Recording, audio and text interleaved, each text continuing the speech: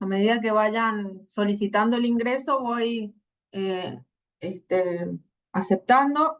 Eh, bueno, yo primero quiero agradecerle al doctor Álvaro Flores.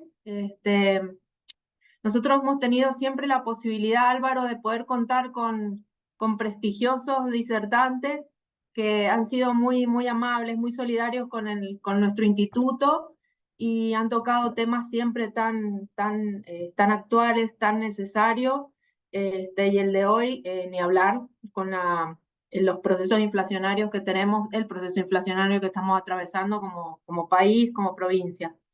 Eh, lo voy a presentar a Álvaro, voy a leer su currículum.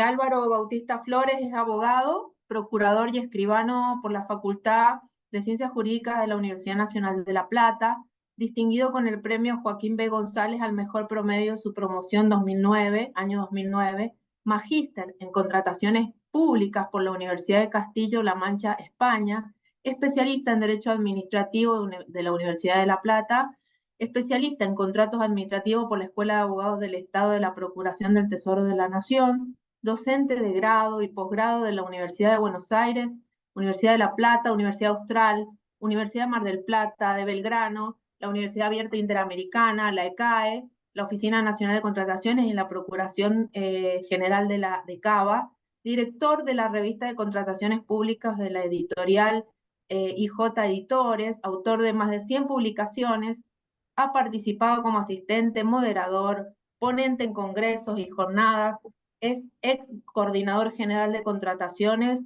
en Operadora Ferroviaria Ciudad del Estado, asesor en materia de contrataciones y derecho público en general, en el ámbito provincial y municipal, y actualmente se desempeña como subgerente de asuntos legales y judiciales de ferrocarriles argentinos, Sociedad del Estado.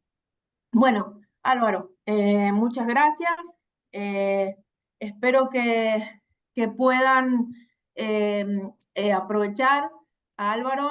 Yo he tenido la oportunidad de conocerlo personalmente en las jornadas de los servicios jurídicos de la Dirección Nacional de Vialidad el año pasado y la verdad que es una persona sumamente clara, accesible, y bueno, ahí te hago entrega yo del micrófono, yo me silencio y me limito a seguir aceptando participantes. Gracias a todos.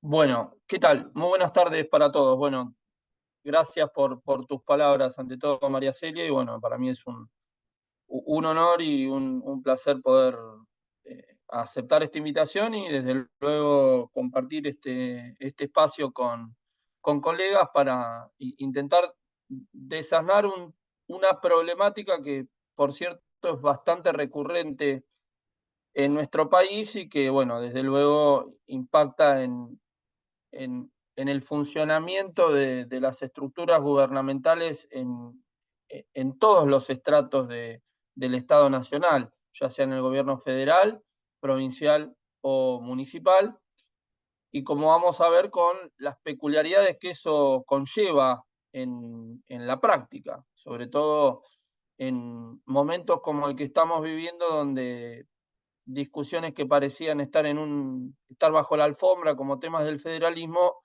parece que hoy en día, quizá por luchas o rencillas que no necesariamente de tipo académicas o teóricas, están volviendo a aparecer. Y bueno, como probablemente en el tema que hoy nos convoca, vamos a ver que tiene alguna implicancia y significación. Eh, de los que están aquí presentes, en su gran mayoría, que son abogados de la matrícula o se desempeñan en algún organismo estatal. Mira, yo veo de ambos. Veo de Nación, porque he compartido todo, inclusive hasta los viales, pero he compartido en otros grupos de Nación, de abogados del Estado Nacional, el Cuerpo de Abogados de Nación y de la provincia, hay también, hay varios colegas. No, esto es una pregunta no menor porque muchas veces según el lado donde uno se termina ubicando, gran parte de la problemática pasa por no ponerse en los zapatos del otro, es decir, por quizá el que trabaja en el Estado no pensar o razonar desde el punto de vista del sujeto que está del otro lado del mostrador y viceversa. Y probablemente para abordar la temática que hoy en día nos atañe, que es un poco de hablar cuál es la economía de los contratos públicos y sobre todo en este escenario de declaraciones de emergencia o eventuales declaraciones de emergencia, cómo se puede salvar al contrato, en gran medida el punto de partida puede llegar a estar dado por pensar de ponerse en los zapatos del otro, es decir, cómo piensa, cómo le impacta, sobre todo con algunos institutos que vamos a ver a lo largo de este rato que vamos a compartir.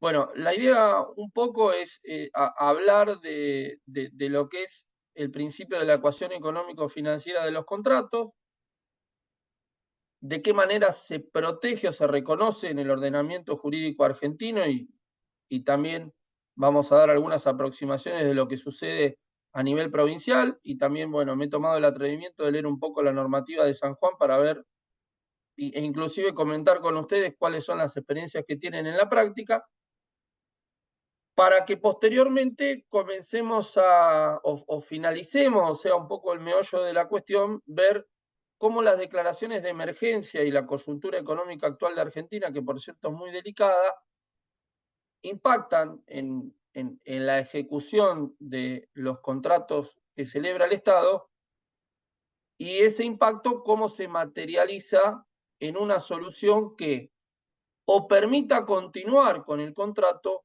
o que más bien decante en una extinción anticipada del contrato. Como pauta para conversar, yo no tengo ningún inconveniente de que en la medida que vayan surgiendo inquietudes, consultas o que ustedes sientan que tienen que agregar algo, ustedes lo hagan. Todo esto porque hace más dinámico el encuentro, no pretendo que sea una clase magistral ni mucho menos, sino que estamos en un encuentro entre profesionales y seguramente yo hasta pueda aprender y nutrirme mucho de ustedes, así que por eso también voy a estar encantado de poder escucharlos. Desde luego que si hay algún concepto que no se entiende o lo que fuere, lo mismo. O se desilencian, por así decirlo, o yo también suelo estar atento al chat, como para que ustedes lo vayan participando de la manera que a ustedes más les parezca o les sea atinado.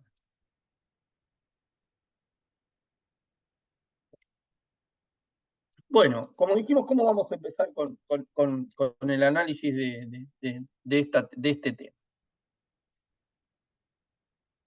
Si nosotros queremos empezar a analizar cuál es la problemática o los ribetes que tiene la renegociación de un contrato, en donde vamos a ver que van a ser distintos aspectos que tenemos que tener en consideración,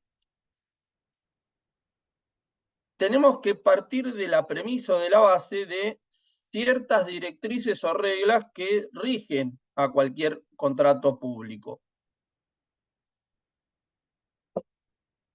Si esto lo examinamos desde un punto de vista estrictamente económico, este principio, decimos que hoy en día es en principio porque en esto ha habido, si se quiere, un avance, sobre todo en la normativa más actual que rige sobre la materia, nos vamos a encontrar con el principio de la garantía de la ecuación económico-financiera del contrato.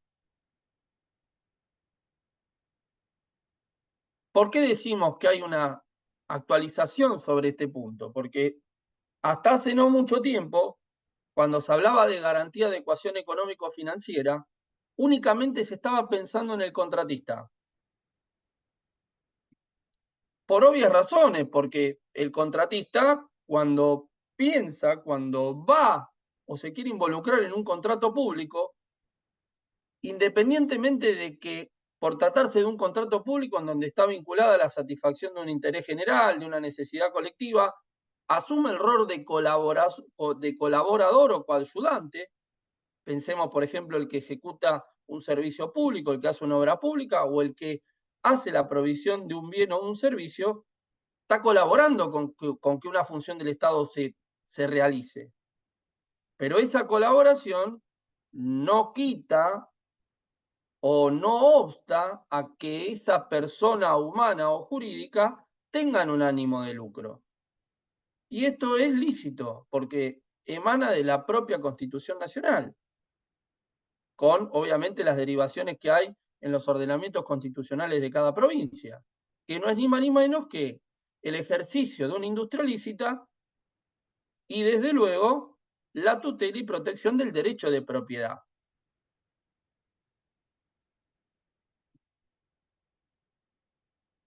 Lo que comenzó a pasar es una mutación de esa garantía que parecía ser que era de exclusivo resorte del contratista, a que sea también una cuestión a ser examinada por el propio Estado. ¿Y por qué es importante para el Estado este principio de la garantía de la ecuación económico-financiera? Porque si esta regla o este principio se respeta, esto tiene un impacto y una consecuencia directa en lo que es la eficiencia y la eficacia de la contratación. Explicado de otra manera, si el Estado se desatiende de esta garantía de la ecuación económico-financiera, va a ser muy problemática la relación que se construya con el tercero y por añadidura va a hallarse comprometida la finalidad inherente que tiene cualquier contratación estatal, que como explicamos un poco puede ser la satisfacción de un interés general, el cumplimiento de una necesidad colectiva, etc. Y eso lo podemos ver representado con el objeto prestacional de cualquier cosa.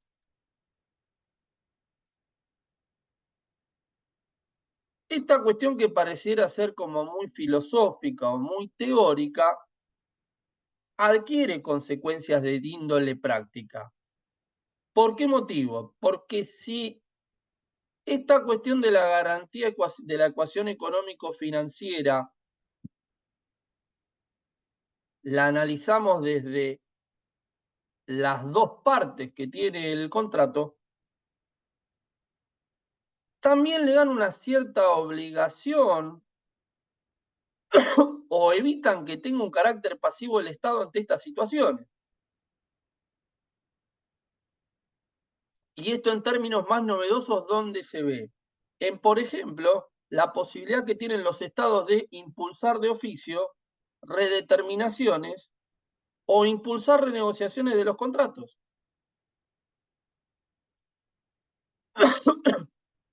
Esta cuestión, por ejemplo, se ve en la última reforma que hubo en el procedimiento de redeterminación de precios de la Nación, en donde el decreto 490 admite la posibilidad de que de oficio sea el Estado el que impulse la redeterminación de los precios.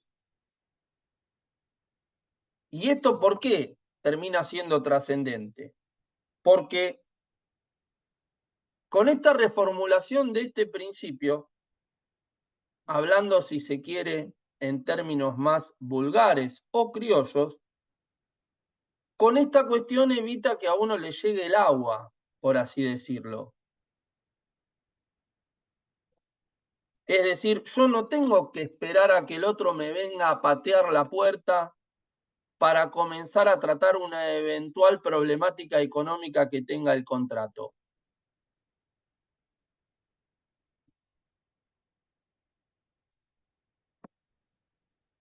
Y el cierre de esto es ni más ni menos, y ahí sí se vuelve a la razón de ser que tiene este principio de la garantía de la ecuación económico-financiera, que es la tutela del derecho de propiedad. Porque esto bien lo deben saber, tanto el precio que se fija como los eventuales reajustes que el sistema normativo establece para ese precio forman parte del derecho constitucional de propiedad. Esto lo dijo la Corte, por ejemplo, en la causa Pizarro-Araos, de la década del 80, pero desde luego que es extensible a la dinámica y la lógica que asuma cualquier especie de contrato público. Por tal motivo, si esto lo circunscribiéramos a lo que sucede en la provincia de San Juan, el precio más los mecanismos que prevé, independientemente de alguna crítica que se le puede llegar a ensayar, la ley 1920A y sus decretos reglamentarios, hacen al reconocimiento del derecho de propiedad, en este caso en cabeza del contratista. ¿Comprendida esta parte respecto de este principio de la ecuación económico-financiera?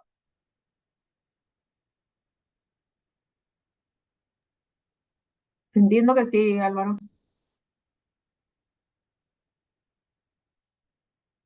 No debemos también dejar de señalar, sobre todo para la cuestión medular que hoy nos convoca, que es la renegociación de los contratos, otros principios de la contratación pública. Principalmente me interesa que tengamos en la cabeza dos de esos principios, por lo que vamos a ver con posterioridad. El primero de ellos es un principio que últimamente está comenzando a tener algún mayor desarrollo, que es el de la eficiencia, la eficacia y la razonabilidad de la contratación.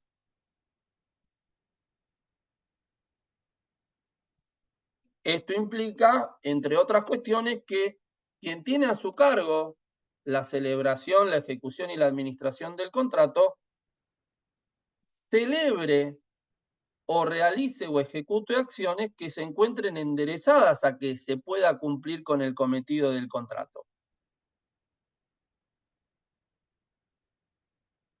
Y bajo este principio va a aparecer una noción muy importante que tiene en el tema que hoy vamos a desarrollar o que estamos desarrollando, que es el de la continuidad del contrato.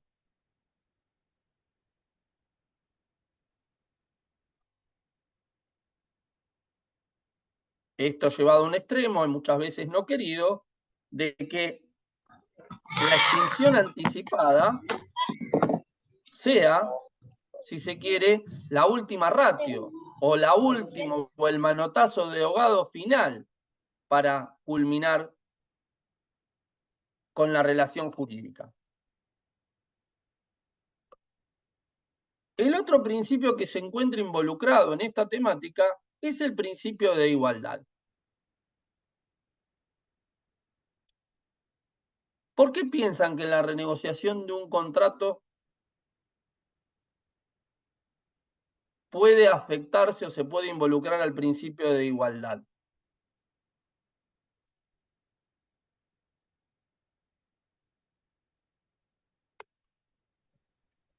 Porque se afecta la igualdad que tuvieron las partes con los otros oferentes, mejor dicho, al momento de contratar. Muy bien. ¿Y cómo esto tendría una manifestación práctica? Por ejemplo, en las licitaciones públicas, cuando yo llamo hasta determinado monto, si yo después redetermino el precio, estoy cambiando las condiciones de contratación. Muy Pero bueno, bien. yo creo que a todos les hubiera tenido que cambiar las condiciones. Exactamente. La cuestión ahí que vos explicás, Patricia, está dado por responder al interrogante acerca de si todos tenían la posibilidad de redeterminar. Si Claro. nosotros vamos a lo que establece su ordenamiento jurídico, es decir, la ley 1920, supedita el proceso de adecuación de precios, que es la palabra que utilice, a que expresamente esté establecido en los pliegos. Por ende, si se aplica la readecuación de precios, que como vamos a ver es un instituto distinto al de la renegociación, no habría una violación al principio de igualdad. ¿Por qué? Porque todos los interesados y que posteriormente fueron oferentes sabían de antemano que tenían la posibilidad de utilizar esa herramienta. En el ámbito de la renegociación de precios, como vamos a ver luego, una de las mayores trabas que suele aparecer es una hipotética violación al principio de igualdad. Es decir, cuando yo estoy renegociando el precio, que vamos a ver que de alguna manera implica la novación de obligaciones, yo le estoy concediendo una ventaja o un privilegio a una persona en detrimento de la otra. Ese cambio que estoy haciendo con la renegociación, ¿fue fruto o producto de lo que se llama una oferta temeraria? ¿A qué le suena una oferta temeraria? No sé si escucharon alguna vez el término. Sí, yo lo escuché. ¿Te puedo contestar? Desde luego, estamos todos para hacer la Bueno, mira, clase. la oferta temeraria es aquella que, por ejemplo, el contrato presenta una oferta muy debajo del presupuesto oficial y hay duda de que no se pueda realizar, porque está muy barata, por ejemplo. Bien, tiene una cuestión aún más finita, pues lo que estás mencionando ahí es lo referido al precio bill, que hoy en día es un Claro, instituto que está regulado en casi todos los ordenamientos. Siguiendo con esa tónica, la oferta temeraria es una oferta que es de dudoso cumplimiento. Y acá ya no estamos solamente hablando de cuestiones de precio, sino hasta de la forma en la cual va a ejecutar el contrato. Esto se dio bastante, o esta discusión se generó, sobre todo en la década del 90, cuando se dieron las adjudicaciones en bastantes contratos de concesión, sobre todo de concesiones integrales, que lo que sucedía era que casi de inmediato, luego de que ese oferente se alzó con el contrato, se pedían renegociaciones. Por tal motivo, estos tres principios, la garantía de la ecuación económico-financiera, la eficiencia y la eficacia y el principio de igualdad, son los que nos van a comenzar a explicar de qué modo puede llegar a darse o a configurarse la posibilidad de avanzar con la renegociación de un contrato. Vamos ahora a circunscribirnos a algunas cuestiones vinculadas a la economía del contrato que... Perdón, Álvaro, discúlpame que te Sí, interrumpa. ¿Podrías, vos recién bien hiciste la diferenciación entre redeterminación, que es traer el precio, el mismo precio para acá, no es una nueva negociación, no hay un nuevo precio, no hay una actualización de precio, pero podrías, o indexación, perdón, podrías diferenciar o podrías definir sí, lo voy a la explicar después cuál es la renegociación? diferencia entre renegociación, teoría de la imprevisión y readecuación Sí, aunque sea una o pequeña redeterminación de referencia, precios. una No, no, pequeña. sí, eso lo pensaba y lo voy a explicar. Ah, perdón. No, no, no, por eso adelanté que lo iba a tratar, pero quiero que sigamos, digamos, que tenga una especie de cronología o de sentido lo que voy explicando para que a mi juicio se entienda mejor lo que pretendo transmitir. Si bien como vamos a explicar o a poner de manifiesto posteriormente, el hecho de renegociar un contrato puede obedecer a distintas causas. Pensemos que la renegociación de un contrato puede obedecer a un cambio objetivo en el ordenamiento jurídico. Pensemos, por ejemplo, ustedes que son de una provincia minera, que están, si tuvieran que regular una concesión de permisos de exploración y explotación, si cambia el código de minería o si cambia la ley general de la provincia de San Juan sobre cuestiones mineras, probablemente tenga un impacto en los contratos de concesión, y eso podría implicar una renegociación del contrato.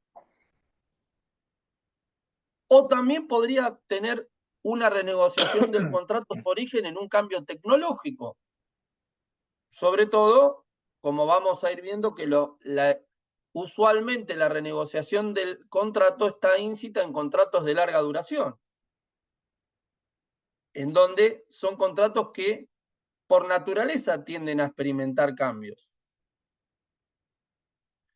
Y el otro aspecto, que es el que vamos a tratar de desanar con mayor detenimiento hoy por la situación que vivimos en Argentina, está dado por las contingencias de origen económico, que vamos a ver cómo y si es que pueden decantar en una renegociación del contrato. Esto nos vuelve a llevar otra vez a la tutela y a la protección de la garantía de la ecuación económico-financiera.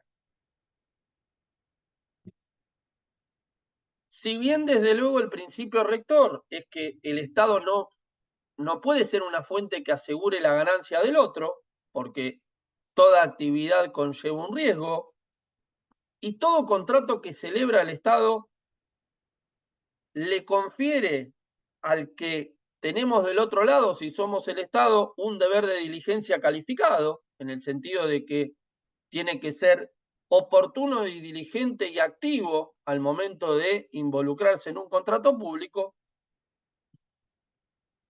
Lo cierto es que, como vimos, que esto puede atentar contra la eficiencia del contrato, si la economía del mismo no se protege, no vamos a tener contrato, no vamos a poder cumplir con las necesidades que estábamos pensando ejecutar. Bajo este prisma, en Argentina tenemos en la actualidad algunas dificultades adicionales, dificultades de índole jurídica y de índole estrictamente económica. Si empezamos por las dificultades de índole estrictamente económica, creo que esta es una cuestión de notorio y público conocimiento que desde hace muchísimos años la Argentina se encuentra involucrada en una espiral inflacionaria. Si hacemos un revisionismo histórico y nos vamos 80 años para atrás, probablemente durante 80 años Argentina ha estado más sometida a periodos inflacionarios que en otros. Es decir, durante estos 80 años, quizá la gran mayoría de los años Argentina ha sufrido y ha tenido picos inflacionarios.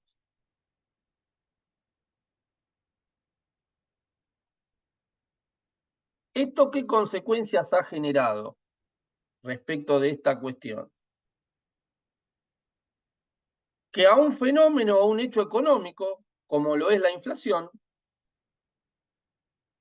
por regla, la interpretación jurisprudencial que ha habido ha entendido que la inflación no puede ser tomada por regla como algo imprevisible. Esto tiene consecuencias bastante importantes en el terreno de la contratación pública en general. ¿Cuál sería esa consecuencia de considerar a la inflación como algo que debe ser previsible? Como no poder aplicar la teoría de la imprevisión, por ejemplo, para la Eso determinación. ahí después vamos a ver eso cómo fluye. Vamos a una cuestión aún más práctica, porque todavía no estamos en el terreno de lo jurídico o legal propiamente dicho. Bien, como deber prevenirla en las contrataciones, pero ¿cuánto? Eso es nuestro problema. ¿Cuánto podemos prevenir? ¿Qué porcentaje? ¿El contratista cómo se previene, Patricia? Inflando precios. ¿Cómo se protege? Inflando Ahí está. precios. ¿Ven? Con estas pequeñas cuestiones comenzamos a darle una explicación a ciertas cosas que pasan en la práctica, en donde los precios de mercado que podemos encontrar en un buscador,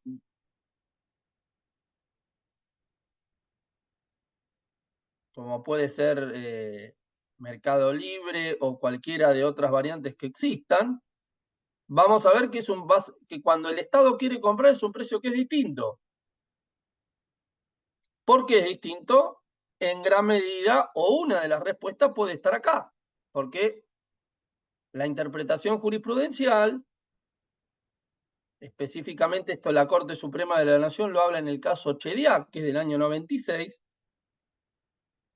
nos dice que la inflación es un fenómeno en principio previsible.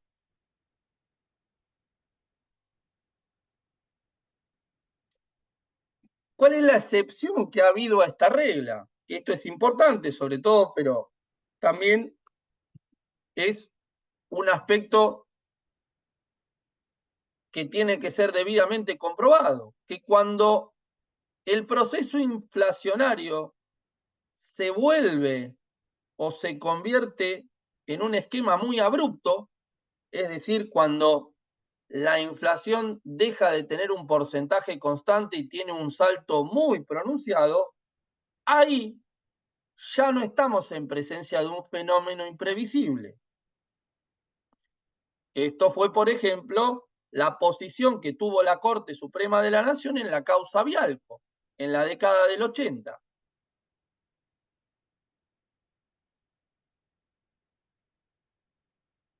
Esto es muy importante porque, yendo a la intervención que tuvo recién Patricia,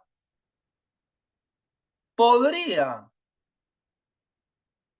dejar abierta la chance de aplicar alguna institución enderezada a tutelar la ecuación de la económico, a tutelar la garantía de la ecuación económico-financiera, como lo puede llegar a ser la teoría de la imprevisión.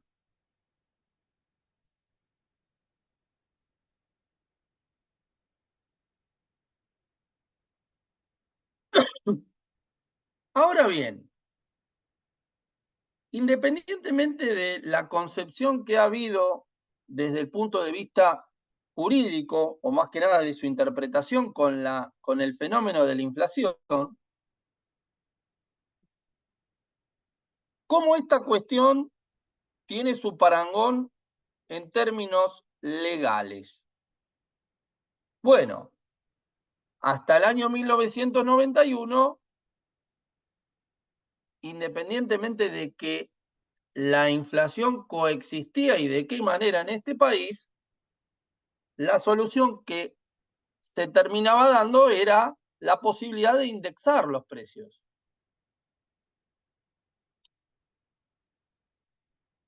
En el ámbito del contrato de obra pública estaba lo que se conocía como el régimen de mayores costos, la ley 12.910.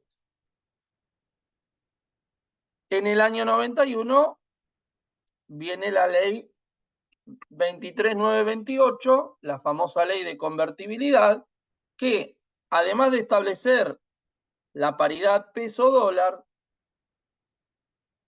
contempló la prohibición y la eliminación de todo mecanismo de indexación o de repotenciación de deudas, artículos 7 y 10 de esta ley, que mantuvieron su vigencia con la salida de la convertibilidad en la ley 25.561.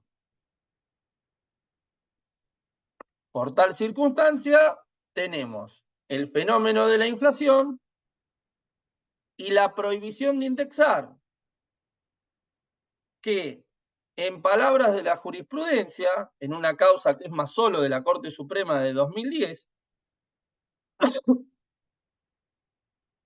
el máximo tribunal de la Nación sostuvo que esta veda a indexar es la que contribuiría legalmente a que la inflación no se dispare.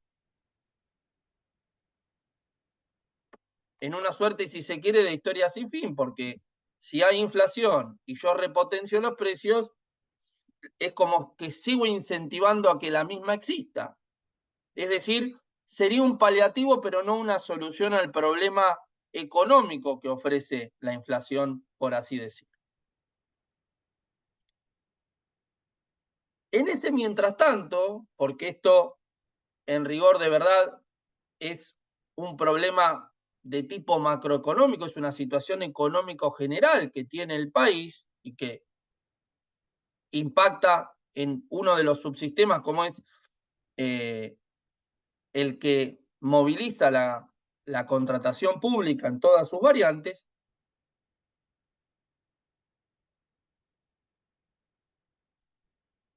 ha disparado o ha tenido su impacto en la eficiencia de los contratos. ¿Por qué motivo? Porque si los precios aumentan,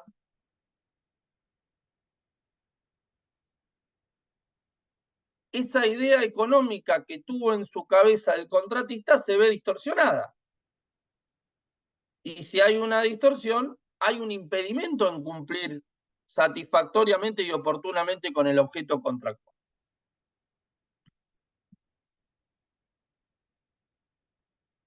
Con esta situación, por demás problemática, es donde comienzan progresivamente a aparecer soluciones enderezadas a mitigar esta prohibición o veda de indexación.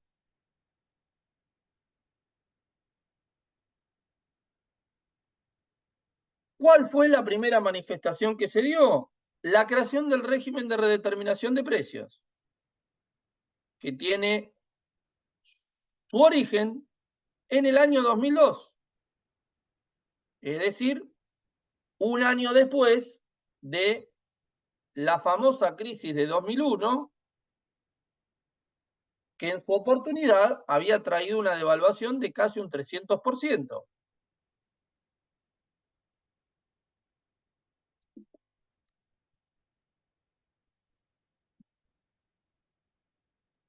Este esquema,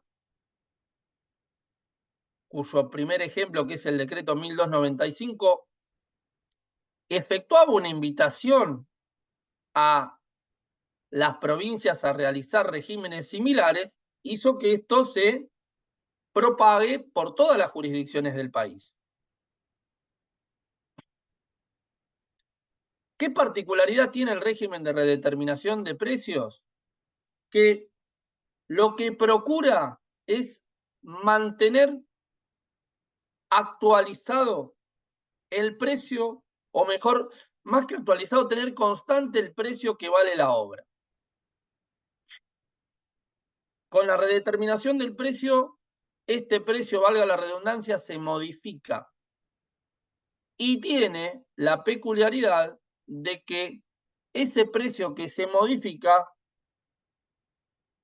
va a tener vigencia para lo que resta de ejecutarse la obra. Es decir, va a ir siempre hacia el futuro.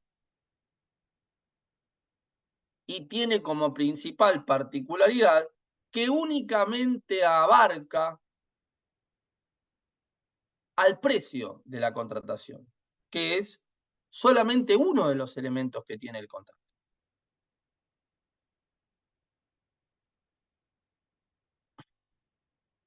Fíjense que con este punto ha habido una gran evolución normativa sobre esta cuestión. ¿Por qué motivo? Porque con el transcurso de los años ha bajado lo que se conoce como la cláusula gatillo, que la cláusula gatillo representa el valor o la variación del precio que el contratista está obligado a soportar. Es decir, si hay una variación de los costos, ¿cuánto estoy obligado a perder? Perder no es una palabra que mucho me guste, pero que, por ejemplo, lo utiliza la ley 1920 de la provincia de San Juan, por ejemplo. esa cláusula gatillo o nivel de riesgo que asume el contratista empezó siendo de un 10% en el año 2002, para que posteriormente, con la reforma que hubo el año pasado a nivel nacional, con el decreto 430, pasara a ser de un 2%. Esto en gran medida puede llegar a explicarse por esta dinámica inflacionaria que comenzó a vivirse.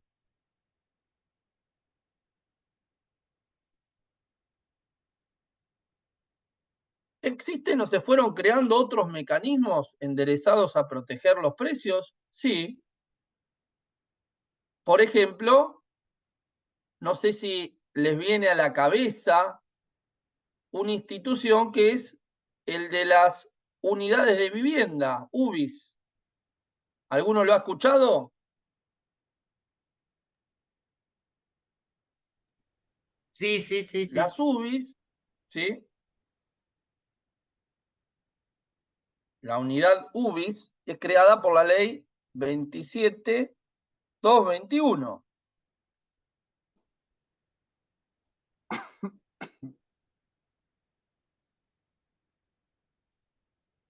Y es un esquema de excepción a la prohibición de indexar.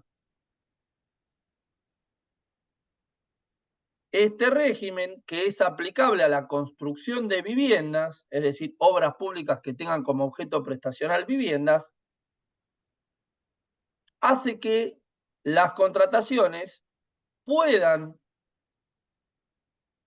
recibir una actualización de precios a través de estas unidades. Lo que termina ocurriendo en la práctica es que las adjudicaciones de los contratos se hacen por el monto en pesos y se le pone entre paréntesis o con una coma equivalente a tantas unidades de vivienda, a tantas UBIs. Y esto va a generar que, en la medida que la obra progresa, en cuanto se actualicen las UBIs, el contratista va a tener derecho a percibir los certificados de conformidad al valor que tenga la UBI cuando se tiene que certificar. Este mecanismo no es ilícito y es una excepción a las vedas que ha establecido la ley 23.928.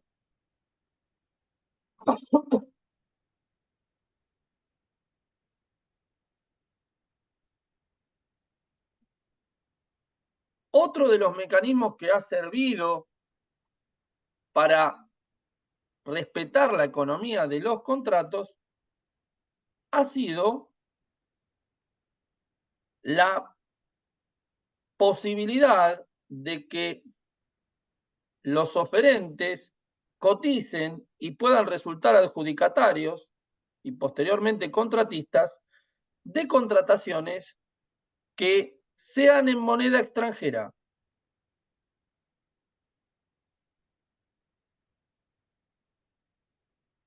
Si bien sobre este punto existe un precedente de la Corte Suprema de la Nación, que es la causa Romero, que se trataba de un abogado que quería cobrar una regulación de honorarios en moneda extranjera, en dólares, y la Corte le denegó esta posibilidad diciendo que con esa situación lo que se buscaba era sortear la prohibición de indexar. Sí dejó señalado en este precedente que cuando existiera un fundamento objetivo, sí era posible acudir a este tipo de mecanismos, es decir, a realizar una operación, o en este caso una contratación pública, previendo la cotización y el posterior pago en moneda extranjera. ¿Cuándo estábamos en presencia de un fundamento objetivo? Principalmente cuando necesitas elementos que son importados, elementos que no se fabrican en el país. tengamos en consideración que sobre este punto existe en la actualidad un cambio muy importante. ¿Que cuál es? Se los pregunto a ustedes.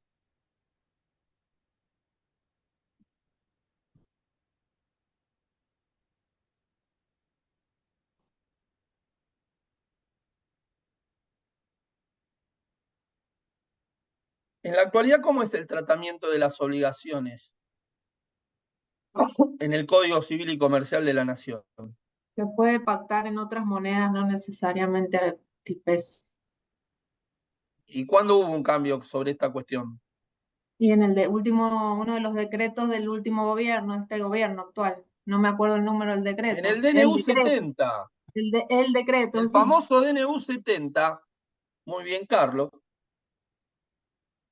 contempla una modificación sustancial sobre este punto, que es, por ejemplo, el que impacta en cierta forma en el mercado inmobiliario. Y esto es muy importante porque, sí, como bien lo explica Carlos, se tiene que pagar en la moneda que se pacta, que se establece. Por tal motivo, si así se lo considera, esto puede ser también utilizado o ser una señal para tutelar la ecuación económico-financiera del contrato.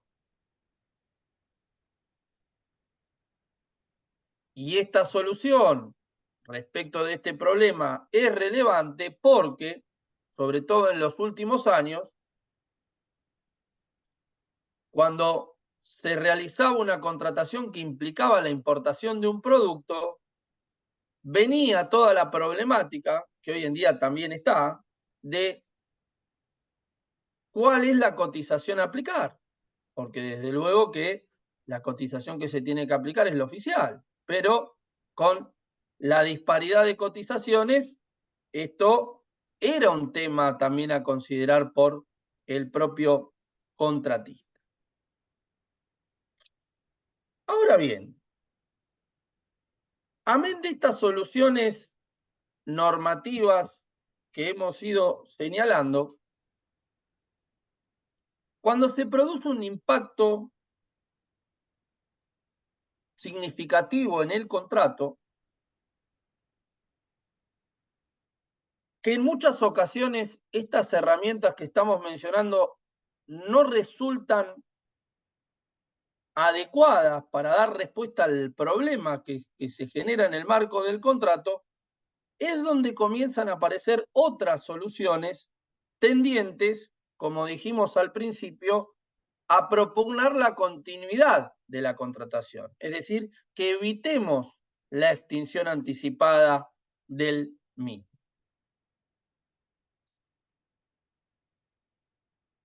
Antes de avanzar con esto, quiero mencionarles, pues se me estaba escapando, cómo ha sido el tratamiento de esta cuestión a nivel provincial.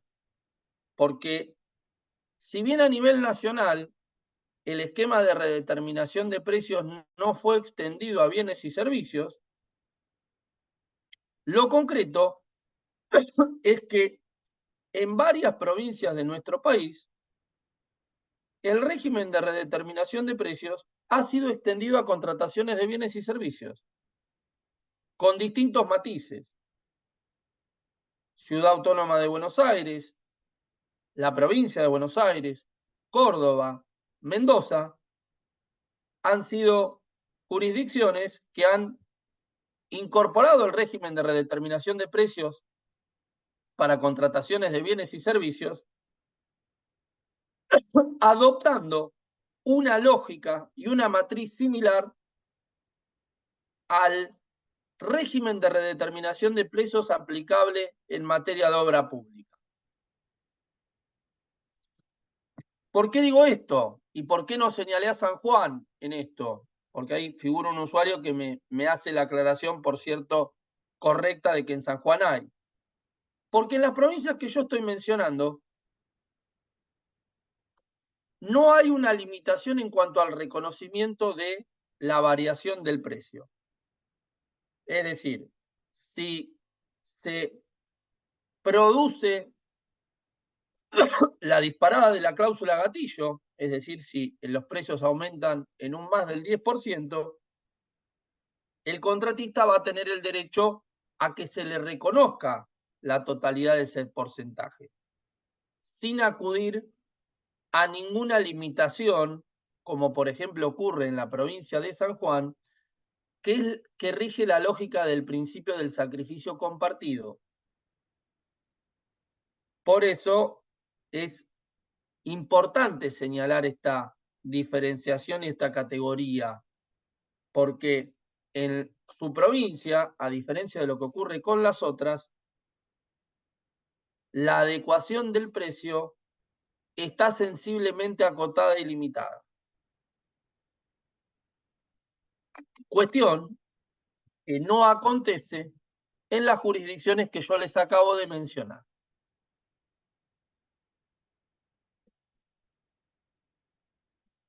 Volviendo a donde nos quedamos,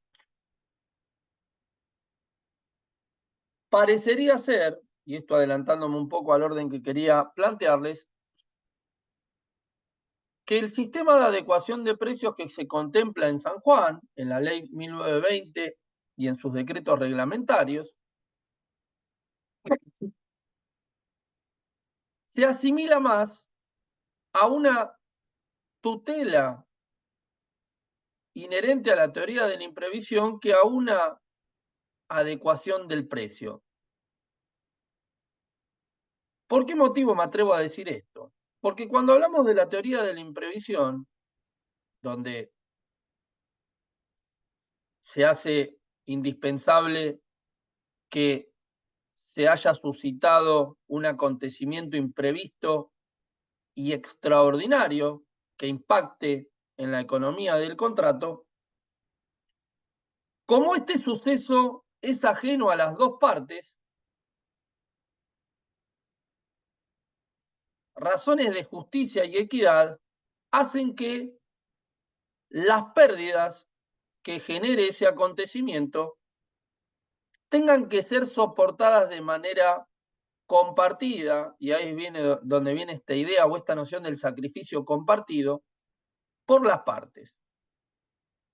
Y esto en términos prácticos, ¿cómo se analiza, cómo se manifiesta? En que si hay que reconocerle alguna suma, alguna prestación al contratista, únicamente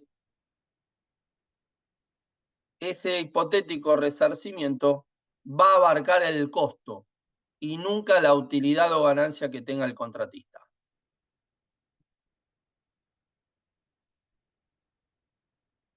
¿Por qué motivo? Vuelvo a decirlo, porque la imprevisión apunta a abordar una situación que es generalizada. En muchos casos, la variación del precio de un bien no apunta a una situación generalizada, apunta a una cuestión que, como vimos, puede deducirse de la inflación, que, como explicamos anteriormente, es un fenómeno que hasta tiene que ser previsible para el contratista.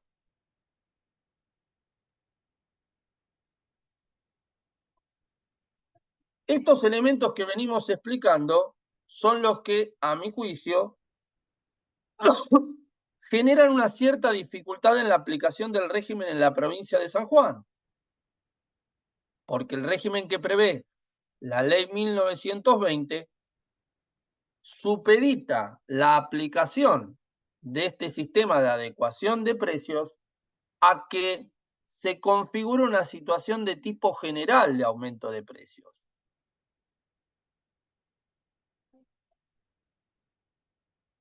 Por lo tanto, independientemente de que el contratista tenga que presentar o referirse al análisis de costos que presentó al momento de su oferta, como sustrato fáctico que tiene que ser invocado por el contratista y analizado por la entidad contratante, tiene que estar esta cuestión de este descalabro generalizado para la procedencia de esta adecuación.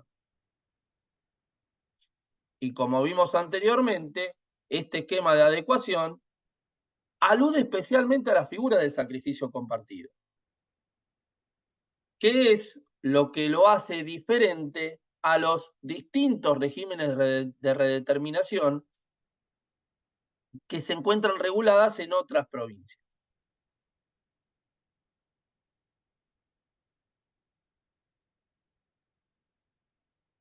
Por lo tanto, si tenemos que trazar una diferencia entre la teoría de la imprevisión con los esquemas de redeterminación o readecuación de precios tradicionales, en esto alejamos un poco al que está en San Juan, vamos a ver que el reconocimiento de la suma dineraria o prestacional a favor del contratista no está sujeta a este principio del sacrificio compartido.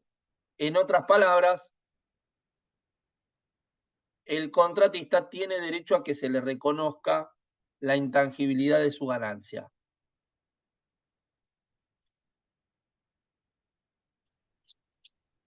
En el régimen sanjuanino, específicamente, se alude a una palabra que a mi juicio cuando la leía me resultó hasta en cierta forma como chocante, que se hablaba de que el contratista tiene que perder. Específicamente la palabra que utiliza dice: el principio del esfuerzo compartido implica que el proveedor debe perder una parte de ese mayor valor demostrado. Es decir, si yo demuestro que tuve una evaluación, un aumento del 20%, como muestra de sacrificio compartido, yo de ese 20% algo tengo que perder. Que dicho sea de paso, ese proceso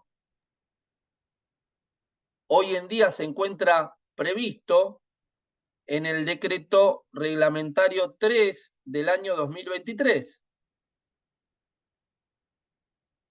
Que esta forma o esta modalidad es novedosa y pionera en Argentina, porque hasta donde yo tengo conocimiento y uso de razón, es la primera norma que, mal o bien, se encarga de regular de qué manera se compatibiliza este escenario de el sacrificio compartido.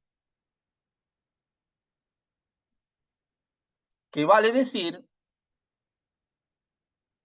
ha traído muchísima controversia en cómo el mismo se regula a nivel nacional.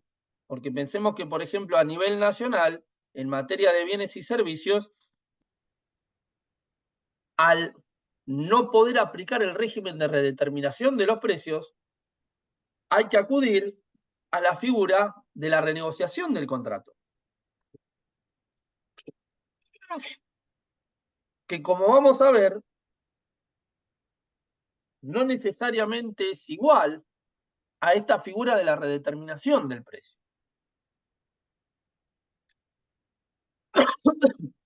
¿Vamos bien hasta acá? ¿Alguna duda?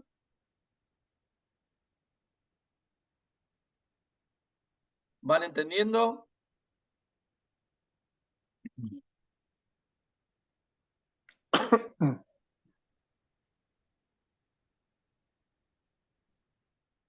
Hechas estas aclaraciones, conviene ahora que nosotros hablemos de qué implica renegociar el Álvaro, contrato. ahí te están haciendo una pregunta, creo que en el chat. Sí, nos pusieron una pregunta, pero no sé cuál. Dijeron una pregunta. Habilito el micrófono, doctor, si me permite, Sí, por porque si favor. me pongo a escribirla. Yo quería preguntarle si el hecho de que el Estado no deba ser garante de la ganancia del contratista es un principio jurídico o podría considerarse un principio jurídico. Mira, sobre este punto el principio que rige es el que es de riesgo y ventura. Cada uno que hace una actividad económica no tiene asegurado el éxito. Si no, sería muy fácil, o cualquiera que tuviera esa actividad tendría siempre el caballo del comisario, sería millonario, o esa actividad directamente sería gratuita. Del mismo modo, en materia de responsabilidad del Estado, sí se ha ensayado un principio en el sentido de que el Estado no es el garante de la protección patrimonial de la persona. Es decir, si yo salgo a la calle y tengo un siniestro y me roban, por ejemplo, o sufro un hecho delictivo, por esa situación, el Estado por regla no tiene que indemnizar a la persona. Esto también tiene muchas implicancias desde el punto de vista filosófico, porque si el Estado sería el garante universal de todo, hasta si se quiere, teniendo en consideración los fenómenos televisivos de la época, estaríamos en una suerte de gran hermano. Y hasta en cierta medida podría hasta haber algún compromiso en términos democráticos, o sea, acercándonos a la idea de un Estado medio totalitario. O sea que por eso también es importante ver hacer ese tipo de razonamientos. Y sobre este punto es muy importante de que el Estado no es el quien debe asegurar la ganancia del contratista o del primer oferente y después del contratista, porque esto también impacta en el comportamiento que tuvieron aquellos que quedaron afuera de esa contratación. Porque si yo te estoy asegurando riesgos que vos debés asumir, y en esto hay hoy en día sobre esto hay mucha discusión en la Unión Europea con lo que se llama el riesgo de operación y demanda en las concesiones. Si vos entrás al negocio, después yo ya te lo estoy asegurando, te lo estoy protegiendo. Y esa sí que sí es una conducta no solamente nociva para los que quedaron afuera, sino también nociva para la sociedad en su conjunto.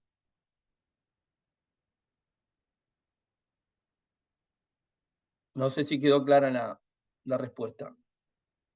Perfecto.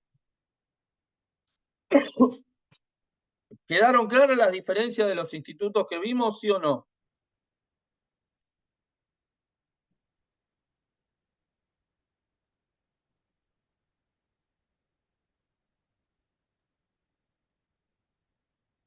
Bueno, Entiendo vamos a que sí. enfocarnos ahora entonces en los contornos que tiene la renegociación del contrato.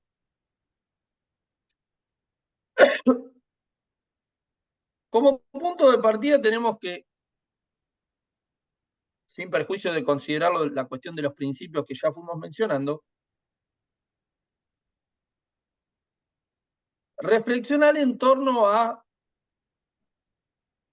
cuándo sería susceptible de aplicar la renegociación de un contrato. Que renegociar un contrato implica llevar adelante una modificación, un cambio, una alteración, una innovación de las obligaciones originalmente asumidas en un contrato. Es decir, es una cuestión que va más allá a readecuar el precio. Estamos hablando de una readaptación de los derechos y obligaciones que asumieron las partes en una contratación. Acá, como vemos, estamos viendo una de las diferencias esenciales que hay con la readecuación o la redeterminación de los precios y también con la teoría de la imprevisión, que como vimos está supeditada a un hecho, a un acontecimiento extraordinario e imprevisible, que vuelve excesivamente oneroso la prestación. Aquí el hecho no necesariamente tiene que ser general, no tiene que ser extraordinario. Esto es muy importante porque, interpretado en un extremo, podría o sea, podría, mejor dicho, restarle virtualidad a la posibilidad de renegociar un contrato. Amén de que en la práctica termina siendo algo complejo, sobre todo por el temor de muchos funcionarios en avanzar con renegociaciones, como lo vamos a explicar en breve.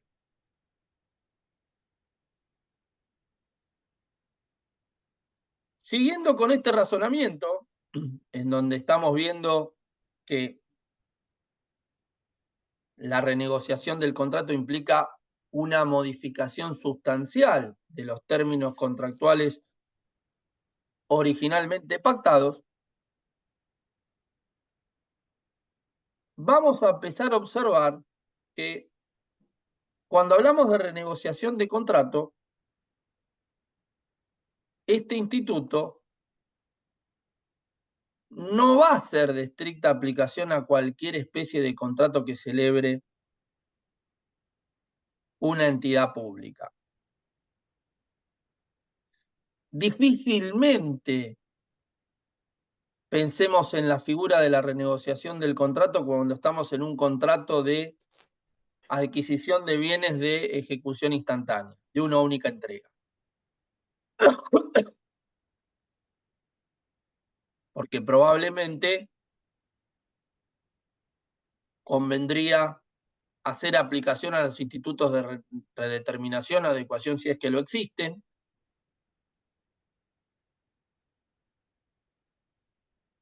y por ese motivo, usualmente, la renegociación del contrato tiene su aplicación en contratos de larga duración. Es decir, contratos que tienen una cierta extensión temporal más bien dilatada y que generan por regla de que con el tiempo se está sujeto y es muy probable a que acontezcan hitos que produzcan alteraciones a los términos contractuales. Y este punto guarda relación con una regla latina que viene acuñada desde la Edad Media, que seguramente a algunos de ustedes les pueda llegar a ser similar, que es la cláusula Revoc Sic Stantibus. ¿Alguno la escuchó alguna vez?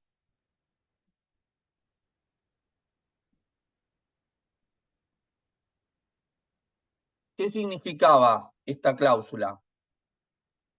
Que los pactos se deben cumplir mientras las situaciones sigan iguales, digamos, algo así. Exactamente. En paralelo con el pacta sunt servanda, que es, por así decirlo, la ley primordial en materia contractual, le agregábamos esta cláusula, es decir, vamos a poder cumplir los dos mientras las circunstancias sean iguales. Si estas circunstancias cambian, ahí este principio va a tener una suerte de relativización. Bueno, esta cláusula, que como bien estamos explicando, tiene su origen en la Edad Media, es la que abre paso a razonar y a pensar esta idea o esta noción de la renegociación del contrato. Por tal motivo, enlazado con los principios que vimos en la primera parte de la exposición, este cambio o alteración de las circunstancias es la que va a darle sustancia y razón de ser a la renegociación de un contrato. Este cambio de circunstancias puede ser de diversa índole. Puede ser de tipo económico, es decir, una alteración inflacionaria abrupta que hasta inclusive haga que las fórmulas que se establezcan para las redeterminaciones o adecuaciones de los precios resulten inapropiadas para tutelar la ecuación económico-financiera del contrato, puede dar lugar a que se renegocie el contrato. Es decir, ante un supuesto un evento económico de tal magnitud, puede aparecer esta figura. Puede ser de aplicación, por ejemplo, cuando se produce un cambio en el derecho objetivo. Si estamos hablando de un contrato de concesión de servicio público o de una prestación de una actividad de interés general y hay un cambio en la normativa vigente, ese cambio en la normativa vigente puede impactar en el contrato y por ese motivo puede dar lugar a que el contrato se renegocie. Pueden ser situaciones de índole tecnológica. Pensemos que hoy en día el tiempo y los términos tecnológicos han tenido una aceleración casi indescriptible.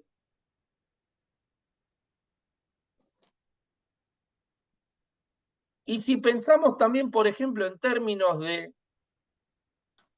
coyunturas sociales y económicas, va a aparecer lo mismo. Supongamos que estamos en presencia de un contrato de concesión de obra pública y vemos que se verifica un crecimiento exponencial de la demanda que tiene esa vía. Y eso hace que se obligue a rever o a reanalizar desde cómo es la fórmula para concebir el peaje hasta la de crear nuevos carriles para poder afrontar esa oferta.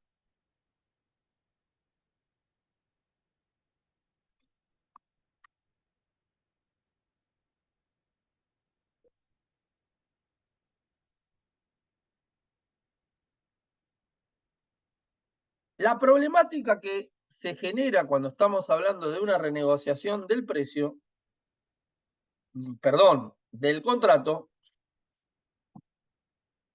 se encuentra dada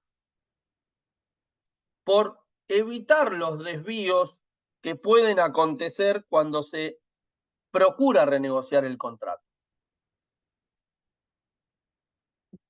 Aquí es donde comienzan a jugar nuevamente los principios. Es decir, la renegociación nunca debe ser concebida como una herramienta para beneficiar a un contratista y asimismo para perjudicar a la sociedad o a los ciudadanos en su conjunto, que son los que reciben los beneficios de la contratación. Es lo que hoy en día mucho se está hablando de la dimensión ética que tiene la compra que hace el Estado. Es decir, que el producido de la contratación pública dignifique a la persona. Por ese motivo, la jurisprudencia ha determinado, por ejemplo, en el fallo Aguas Argentinas de 2007, que las renegociaciones o modificaciones contractuales no pueden ir en detrimento del principio de igualdad. En ese caso, lo que procuraba el concesionario era un cambio en la fórmula en cómo se concebía la tarifa. Y la misma Corte dice, si yo esto te lo avalo, estoy yendo en detrimento de los que quedaron afuera, de los que perdieron en la licitación.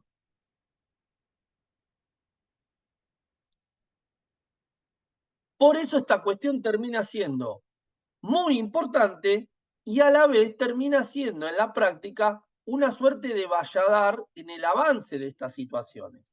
¿Por qué motivo?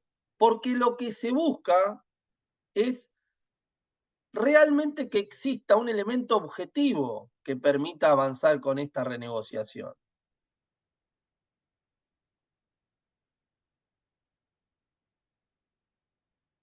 Y también no debemos olvidar que un proceso de renegociación contractual también supone la posibilidad y en muchos casos, digamos, la necesidad de realizar concesiones recíprocas.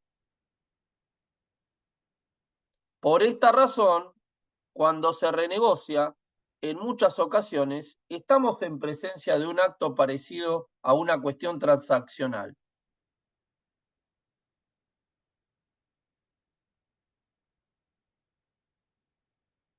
Esta cuestión fue, por ejemplo, la que siguió a nivel nacional el proceso que establecía el decreto 293 de 2003 y que la Corte Suprema de la Nación, en un fallo que es del 16 de diciembre de 2014, que es el fallo de Edesur, también admite, en donde se dice que en el marco de una renegociación contractual es posible, entre otras cuestiones, compensar o condonar multas.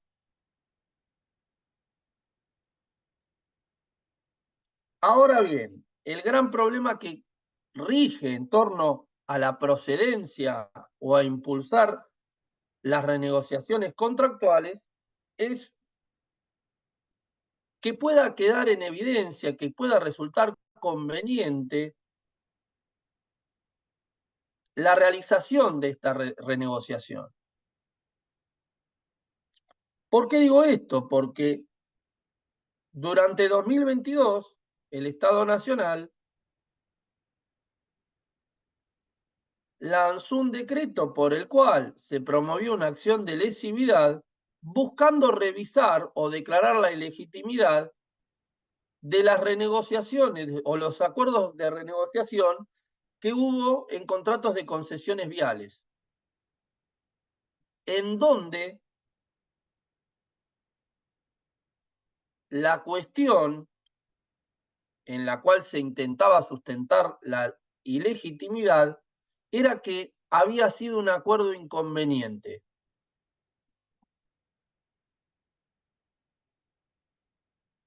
Hoy en día, con este cambio de viento que hubo a nivel gubernamental, no sé dónde quedará esto, pero por lo menos el precedente quedó.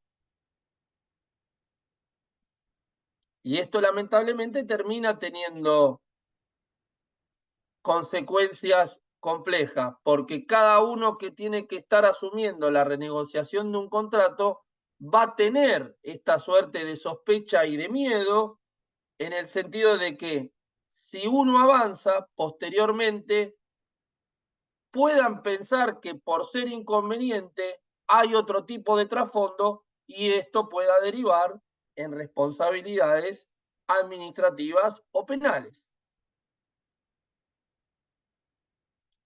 Por esta razón, el gran quid o quid de la cuestión pasa por buscar ese fundamento objetivo para renegociar el contrato. Renegociaciones que en algunos casos por la entidad que tienen estos fenómenos se lo puede conocer como reconversión del contrato. Cuando el contrato se transforma profundamente se habla ya no de renegociación, sino de reconversión del contrato.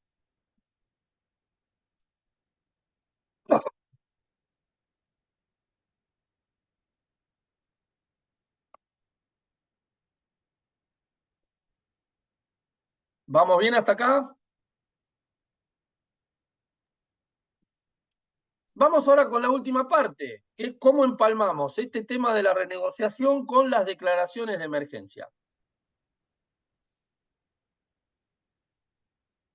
Cuando se dan declaraciones de emergencia, como sucedieron a nivel nacional con la ley 23.696 o con la ley 25.344, en estas dos normas que yo cito como ejemplo, y que en cierta manera se encontraban también reflejadas en el proyecto de ley ómnibus, que tanto cimbronazo político ha generado en los últimos 2 meses, estas declaraciones de emergencia fungían, si se quiere, como un elemento objetivo para poder renegociar el contrato.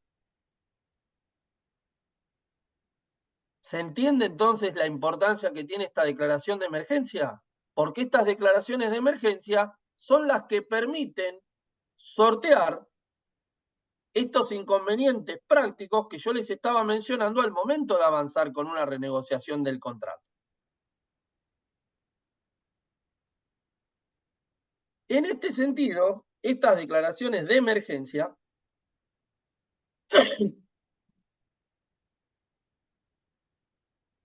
dan dos soluciones. Una, enderezada al principio de continuidad del contrato. Y la segunda, la extrema, si se quiere, avanzar con un esquema de rescisión anticipada, que en algunas ocasiones, las legislaciones más actuales, lo orientan hacia una rescisión por mutuo acuerdo. Yendo al caso que nos atañe, que es lo que estamos analizando, que es la renegociación del contrato, estas declaraciones de emergencia, siguiendo inclusive los términos que en términos teóricos estábamos explicando en materia de renegociación del contrato, permiten que, si se quiere avanzar con la continuidad del contrato, el contratista se obligue a readaptar su plan de trabajos, modificarlo, y en este caso admitiendo la posibilidad de realizar modificaciones. Esto es muy importante porque se podría utilizar el ius variandi disminuyendo las cantidades para que se pueda terminar la obra. Esto es muy importante porque usualmente el ius variandi, cuando se lo quiere utilizar de esa manera, hay, y con cierta razón, dudas o temores para su aplicación. El contratista va a renunciar a realizar reclamos administrativos o judiciales, o en materia de obras públicas a renunciar a reclamar gastos improductivos. Es decir, en una serie de concesiones recíprocas, aunque como estamos viendo tan recíprocas no son, porque parecería ser que el que cede más es el contratista, se puede continuar y, mejor dicho, renegociar el contrato. Volviendo otra vez a las cuestiones prácticas, y perdón que sea tan insistente con esto, pero me gusta, independientemente de hablar de cuestiones teóricas, ir a cómo se resuelven los problemas. Lo que confiere la emergencia o la declaración de emergencia es dar este salvoconducto para que los funcionarios y los contratantes tengan un norte al momento de definir la continuidad o no de estas contrataciones, que ante esta declaración de emergencia de tipo económica, lo que hace el Estado es positivizar, si se quiere, perdón, en la utilización de una palabra que no está en el diccionario, una coyuntura económica más bien delicada.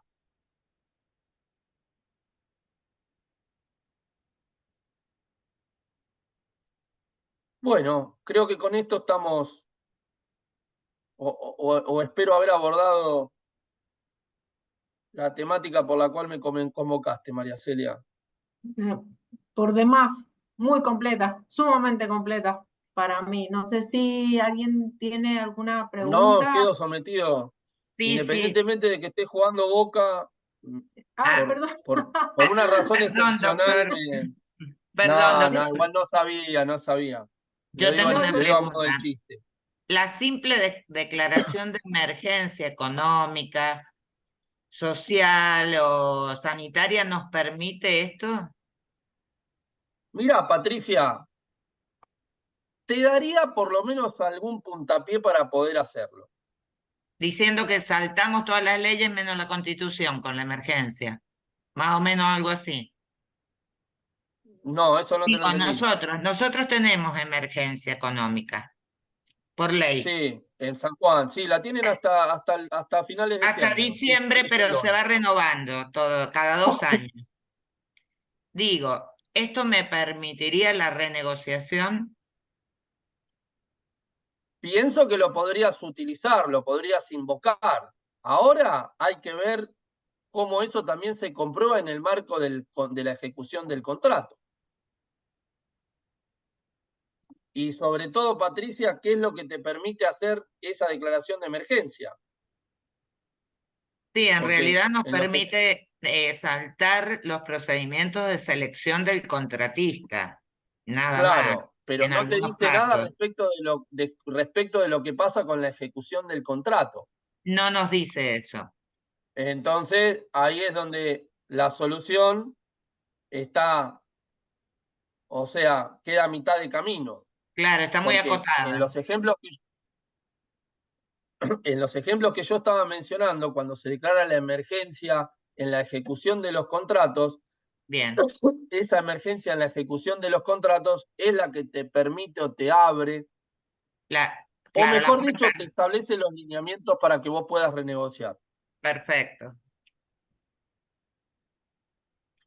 No sé Aclaración, yo con esto no estoy haciendo una oda a las declaraciones de emergencia y a renegociar.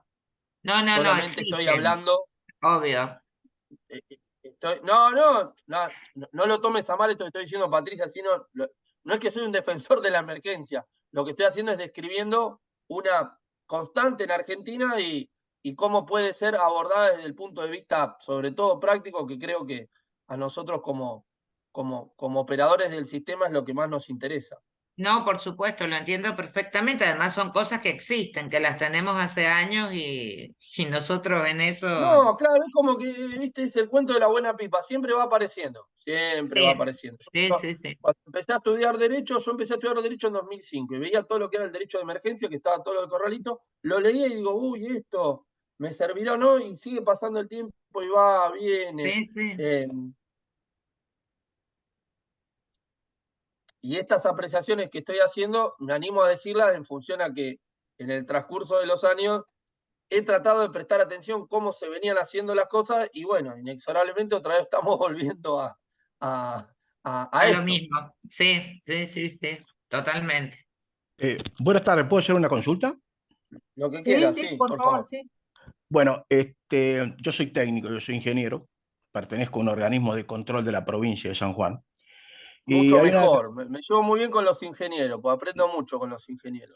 el tema prácticamente de la solicitud de renegociación de contrato por parte de algunas empresas contratistas del Estado se basa, coincido con usted, doctor, se basa en, digamos, en obras que tienen una larga duración.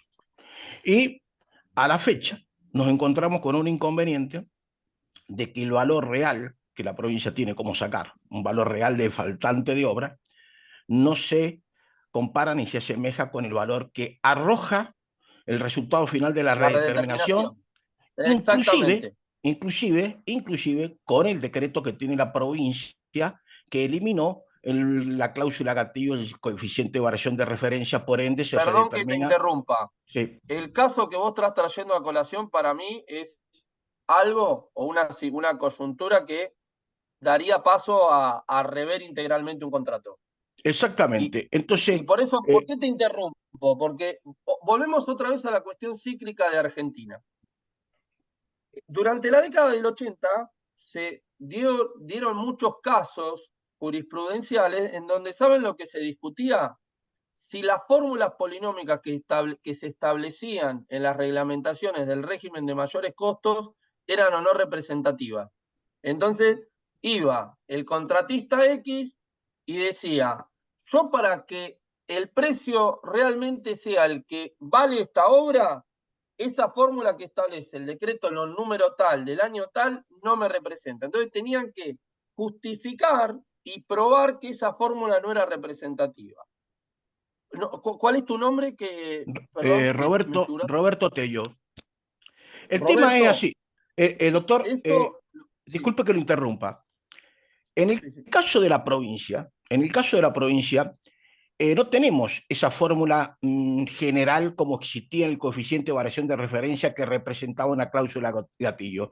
La provincia redetermina análisis de precio por análisis de precio. Lo hace en forma individual, no se basa en una fórmula polinómica. Entonces llegamos a la conclusión que esa variación de índice, esa variación de los análisis de precios está producida por una variación de los índices. Llegamos a la conclusión que quizá los índices en materiales, no en mano de obra, en materiales no representan la realidad. Y ese desfasaje, con el paso del tiempo, se va agudizando, entonces se llega a una situación tal que el remanente de obra no puede ser ejecutado previa demostración, por supuesto, de la empresa.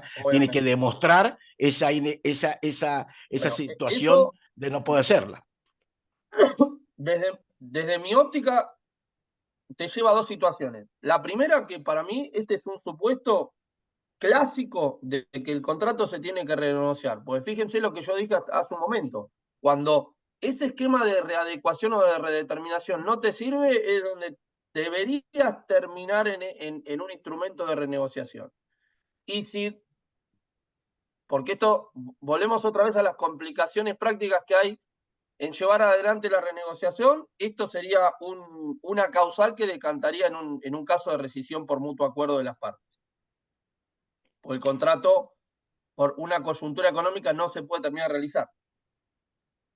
Claro, justamente es a lo que hemos llegado, a una situación, digamos, extrema. Inclusive se complica la situación porque no solamente el precio redeterminado no se asemeja al precio real, sino que estamos en la instancia de lo que es terminar una obra con llave en mano, que es con el equipamiento. Y el equipamiento, hoy en día, el equipamiento o no está, o en su defecto, el equipamiento ya con el paso del tiempo ya no existe ese modelo, existe otro, entonces nos encontramos con una situación No, hay que una quizá obsolescencia sea compleja. tecnológica. Bueno, Claro. volvemos otra vez. Pero como siempre es importante que ustedes aporten, porque cuando se produce esta obsolescencia tecnológica es donde nuevamente aparece la chance de poder actualizar, y en la actualización la renegociación es un instrumento que podría llegar a imponerse. Evidentemente, doctor, que una opinión como técnico, ¿no? Entiendo de que la provincia, en este caso, la provincia de San Juan tiene un instituto de investigaciones donde hace el relevamiento. Me parece que lo más saludable para lograr con un sistema como por ejemplo, el de ahora que existe, el de redeterminación de precios, llegar a un valor real y recomponer la ecuación económica financiera, no se tiene que hacer por índice, se tiene que hacer por precio, o en su defecto Bueno, con commodity o con algo, el pero humano evitar siempre es el índice. falible y de estas cosas se aprenden. Así que eso, sí, sí, es lógico lo que planteás. No veo otra solución. Bueno. Pero yo tengo una duda, pero a nosotros la legislación en obra pública no nos permite hacerlo de otra manera, ingeniero. No, No. una cosa es que no lo, una cosa es que, a ver, guarda con eso, porque una cosa es que no lo diga y otra cosa es que no lo que lo prohíba. No, Ojo es con que eso. nos permite redeterminar, pero según ciertas formas, nada más. Por eso, bueno, por eso volvemos otra vez a lo que yo mencionaba de que cuando la redeterminación no es suficiente, podemos, la redeterminación, ¿qué objetivo tenía? Volvemos, por eso empecé por el principio de la garantía de la ecuación económico-financiera. La redeterminación está hecha para mantener en cierta forma constante esa garantía de ecuación económico-financiera. Sí. Por eso es que el precio se va modificando.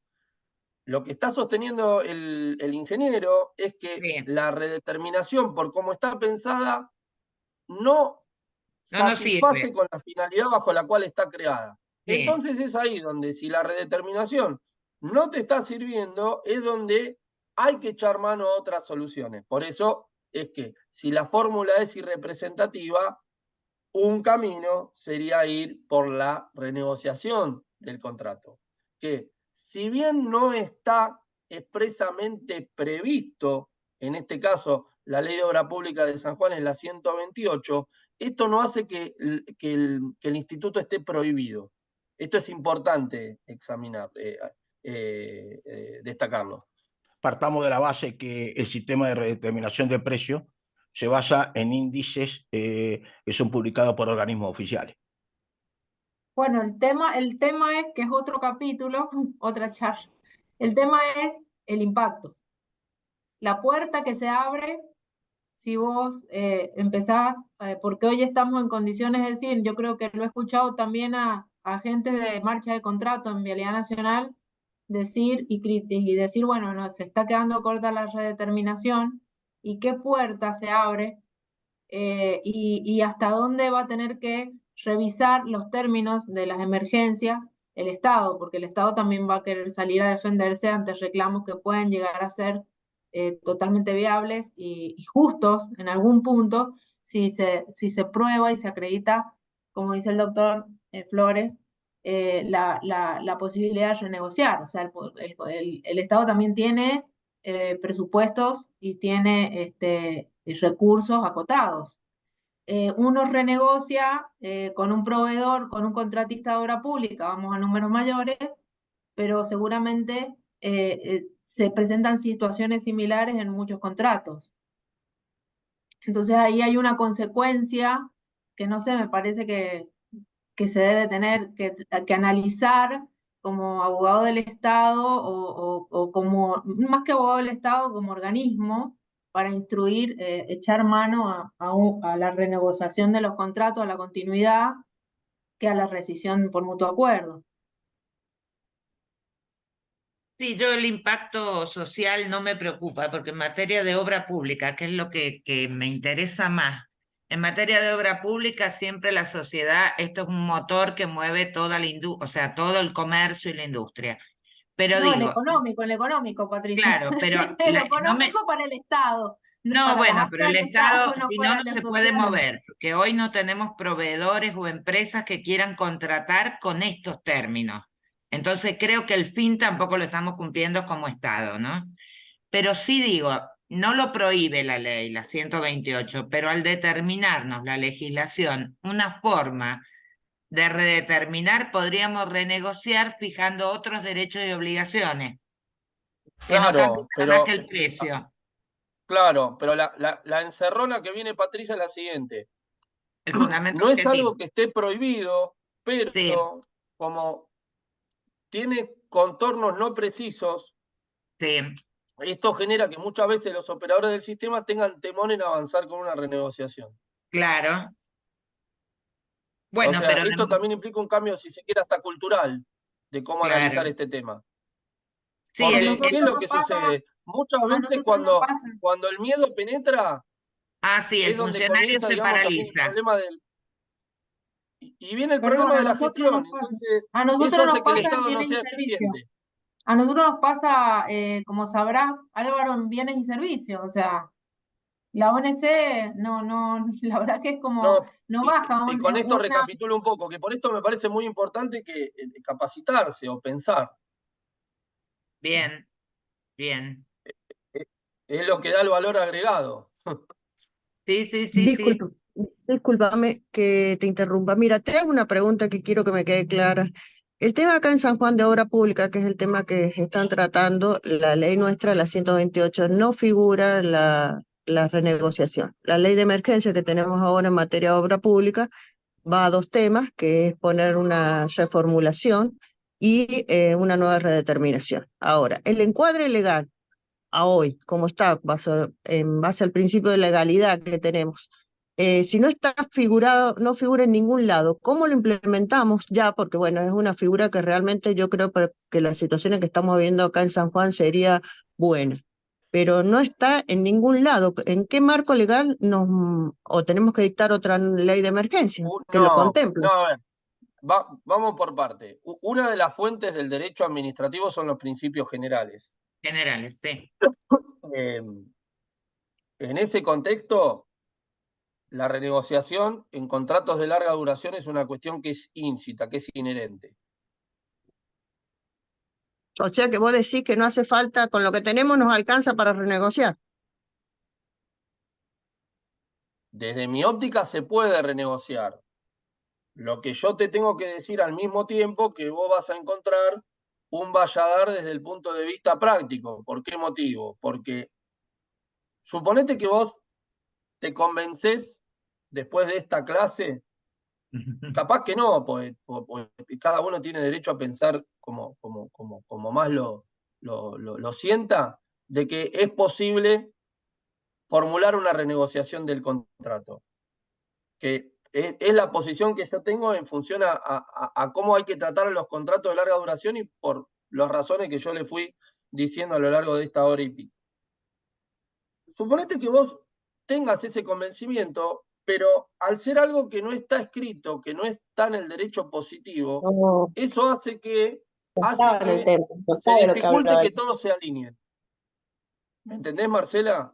Entonces, es por eso que yo Sí, sí. les mencioné al final cuáles son las virtudes que ha tenido la declaración de emergencia para recomponer o renegociar los contratos.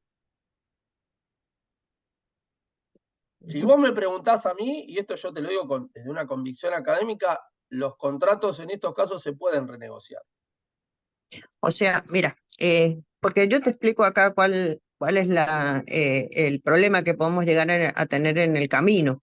Porque bueno, está muy afianzado el principio de legalidad acá en San Juan, en todos los ámbitos. Entonces, si no lo provee la ley, si no tenemos un encuadre legal, No, nos es difícil avanzar. no, eso yo no estoy de acuerdo con A ver, decime. llegar a una.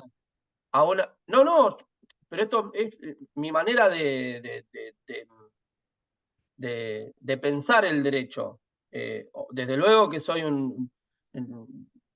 si no creyera en el Estado de Derecho no sería abogado, pero llevar a una exégesis inapropiada el principio de legalidad no conduce nunca a soluciones que sean proclives para afianzar y hacer eficientes las gestiones, como también para proteger los derechos de los ciudadanos. A ver, Sí, a ver hay si... otros principios superiores, Marcela. Encontrás el proadministrado, encontrás, bueno, el principio de continuidad, de supervivencia del Está bien. contrato, Bueno, que Yo también por nos algo yo rigen. les con todos los principios, empecé hablando del principio de principios la que cuestión podamos aplicar para... económico-financiera. Claro, Claro, de sí, esto sí, que sí. tuvimos en vista los dos para contratar, que acá con lo del esfuerzo compartido, digo, fuera de lo que es obra pública, con la 1920 se ha desvirtuado. Porque yo creo que justamente nosotros tuvimos durante muchos años en muchos contratos este principio de la tutela o la garantía de la ecuación económica financiera, es decir, lo que tuvieron en vista las partes al momento de contratar. Pero después con la 1920, con este esfuerzo compartido que nos implica sacrificar parte de lo que tuvimos en vista al momento de contratar, se ha desvirtuado. Pero yo creo que sí se pueden renegociar. Buenísimo. Yo no tengo ninguna duda de que se pueda aplicar la teoría de la renegociación de los contratos. Claro, pero si no estamos en un positivismo que nos ata a trabajar. Por eso, yo sí tengo una No, sí, discrepancia me parece bien. Lo que eso. pasa que o sea, no tenemos un encuadre preciso, por eso es mi pregunta, si necesitamos un encuadre preciso, porque a mí me ha pasado en distintas circunstancias Marcela, que me han frenado el camino por esto, por faltarle el encuadre preciso, perdón que utilice esta palabra, ayuda a que se alineen los patos. ¿Por qué? Bien. Porque si vos tenés un encuadre preciso, vos sabés que todo el trayecto que tenga que hacer esa cocina del expediente o de la renegociación no esté sujeta a la interpretación que pueda tener cada uno. Entonces, si vos tenés algo que es encorsetado, me encanta lo que decís porque para mí es una apertura muy importante. Mira, entonces en conclusión, a través de la ley de obra pública que tenemos, que es la 128, y la ley de emergencia actual que está vigente en materia de obra pública, que es la 2458, nosotros sobre esa base, estando en emergencia, podríamos renegociar con la normativa que tenemos y los principios que nos sean de aplicación. Diremos, a tu criterio, podríamos renegociar en el incidencia en estado el que gobierno estamos. provincial, lo que podrías hacer es sugerir alguna reglamentación y listo. A la ley de emergencia, así lo salvamos, con reglamentación. Lo que pasa es que con alguna reglamentación. el tema de la ley de emergencia, que la ley de emergencia contempla, la tengo acá cerca, te contempla dos cosas, o sea, es muy chica y abre la puerta sobre habla de una reformulación de las bases de la contratación con una nueva línea de base y una nueva redeterminación. En eso, es como que abre la puerta y te dice, bueno, faculto al Poder Ejecutivo a hacer esto y esto, nada más. Pero ¿Me entendés? Por eso reformularte lo permite. Reformularte lo permite. reformular estaría dentro, es renegociación. Pero te ha dictado un decreto, te ha dictado un decreto Bueno, que habría hay que que crear el modificar el débito y todo lo decreto. demás. Es mucho más fácil. Habría que modificar el decreto. Ha salido un decreto ahora nuevo ayer para Sí, pero el sobre esto. anticipo.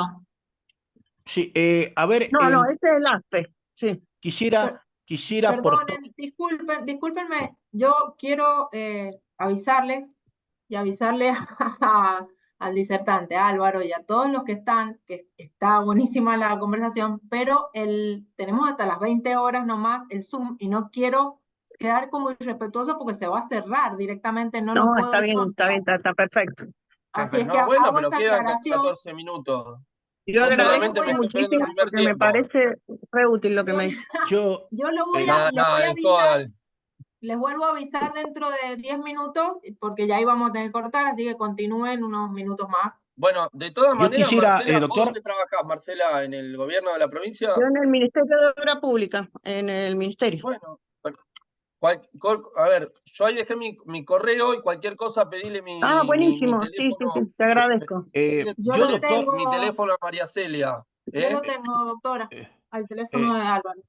doctor, si me Sí, por permite, favor. un aporte desde el plano técnico. Me interioricé con el tema legal, tuve la suerte de hacer la diplomatura en la Austral de Contratos Públicos y me quedó muy grabado en su momento cuando se habló de la renegociación de contratos, que había un sinnúmero de contratos que se podían romper por distintos aspectos.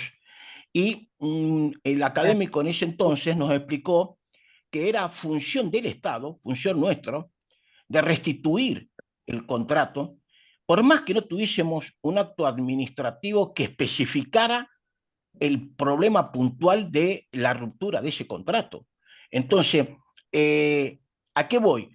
Lo que plantean de no tener una ley de emergencia que abra la situación de una renegociación de contrato, me da la sensación de que el contrato hay que restituirlo. Y si tenemos que sacar un acto administrativo específico para eso, ¿qué va a pasar si después por otro motivo también ese contrato es inviable? Tendremos que sacar otro acto. Se cortó. Hola.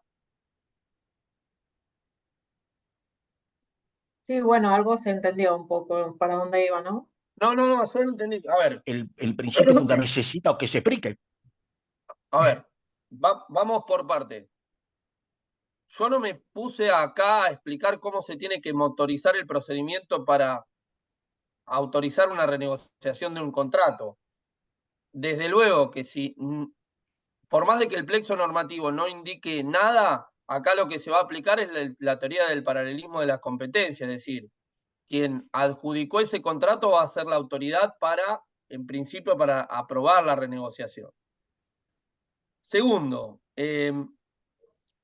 según lo que vos estás explicando, y yo adhiero en parte, no necesitas que exista un acto administrativo para que eso sea la punta de lanza para renegociar el contrato. Porque como fuimos explicando, el sustrato material de la renegociación del contrato puede obedecer a distintas razones. Lo que va a terminar sucediendo es que va a ser plasmado a través de un acto administrativo, y sobre todo a través de un acto administrativo porque generalmente la renegociación es consensuada, no es unilateral, que apruebe ese consenso que se arribó entre las partes. Correcto. Coincido. Va a ser de esa forma. Bueno, perfecto. Muy útil. Listo. Bueno, Álvaro, agradecerte, no esperaba otra Disculpas por cosa. la tos. Estuve No, enfermo el por fin de favor, al semana y contrario. parece que tengo un coletazo. A disculparnos a nosotros, no sabíamos que estabas enfermo, si no te hubiésemos No hay reprogramado. problema, pero si nos habíamos comprometido hace bastante, no hay ningún drama. Perdón mis 4 patas, hijos 4 patas que están ladrando en el fondo, pero No, no hay problema, pobrecitos. Bueno, muchísimas gracias. Gracias a todos.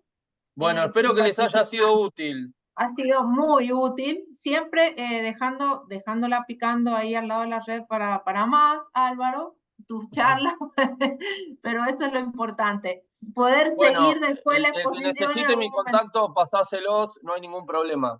No, por favor, sí, lo tienen, me lo piden Sobre todo a cualquier cosa. Marcela, que le quedó ahí en la cabeza lo del tema de Me si quedó, en el sí. marco normativo podía ser. Bueno, muchísimas gracias, Álvaro. Bueno, Doctora, muchísimas gracias. No sé cómo sería buenísimo tener el teléfono del doctor por cualquier Sí, después duda que pasáselo. tenga en el futuro. me contactás, me llamás a Vialidad Nacional o ya, Sí, no sé.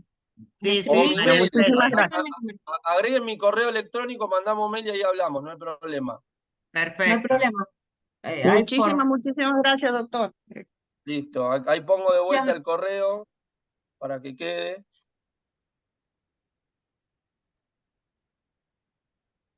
Ahí está, lo Ahí puse de está. vuelta. Bueno, muchas gracias, Álvaro. Listo. No sé cómo más Gracias por la agradecerte, que andes bien, invitación que nuevamente, quedo descanses, a entera disposición. y que te mejores. Anda de boca. Muchas gracias. Hasta luego. Gracias, doctor. Chao, gracias a todos. Gracias a todos. Gracias, doctora, gracias. Chao, hasta luego, gracias. Chao, gracias.